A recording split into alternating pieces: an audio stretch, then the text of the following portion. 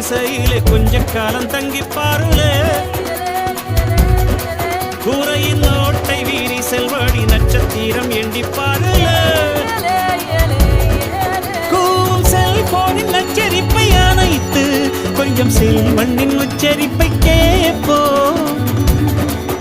வெறும் காலில் செருப்பின்று நடந்து மண்ணோடு பேசிக்கொண்டு போவோம் மழலைகள் ஆவோ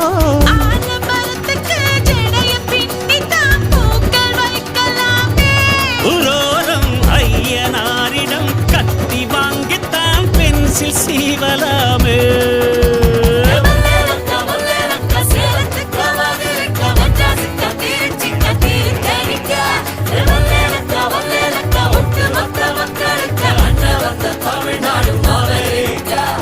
காவிரி யாரும் கை குத்தல் அரிசியும் மறந்து போ